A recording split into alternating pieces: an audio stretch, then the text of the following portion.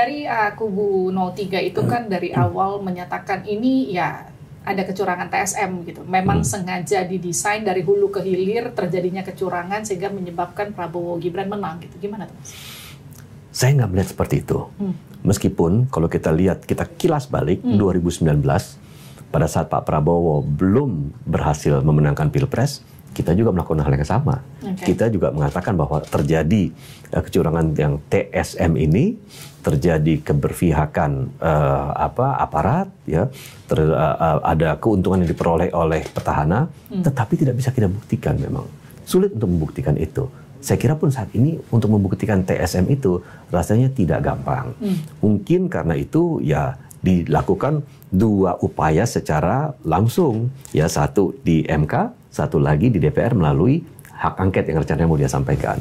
Nah, itu yang kami lihat. Tetapi saya tidak melihat di lapangan adanya kecurangan TSM itu, karena bagaimanapun juga, kalaupun itu terjadi, pasti akan ada irisannya dengan apa yang kita lakukan, perjuangkan di dalam pemilu legislatif.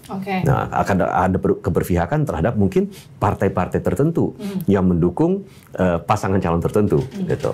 Nah, tetapi itu kita tidak lihat dan tidak ada gugatan terhadap kecurangan juga di pemilu legislatif. Kalau Mas Edi sendiri melihat pemilu kali ini seperti apa sih? Karena banyak pihak yang menilai bahwa pemilu kali ini adalah pemilu yang paling amburadul. Saya melihat pelaksanaan pemilunya secara umum cukup baik, meskipun ada beberapa hal yang tentu perlu kita koreksi, seperti misalnya ada permasalahan tentang Sirekap yang menyebabkan kegundahan, keresahan, kecurigaan di masyarakat. Ya, padahal Sirekap itu kan sesuatu yang sifatnya IT yang harus diuji sebelumnya, apalagi ini untuk suatu event yang sangat vital, gitu ya. Tetapi kenapa bisa gagal sehingga akhirnya ditutup Sirekapnya itu. Tetapi secara keseluruhan jauh lebih baik menurut saya, karena kita lihat dengan tidak membandingkan musibah, ya, tetapi pemilu 2019 banyak penyelenggara yang meninggal, ratusan, hampir 800.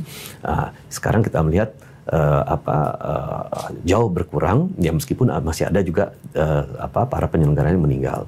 Nah, dari tema secara keseluruhan, ini tema yang tidak divisif, tidak membelah masyarakat. 2019 kita melihat kan ada cebong dan kampret, ya, nasionalis, agamis, gitu ya, yang membelah betul-betul masyarakat sampai hari ini pun residunya kadang-kadang masih terasa, gitu. Nah, sekarang ini kan agak lebih edukatif temanya, keberlanjutan versus perubahan, betul.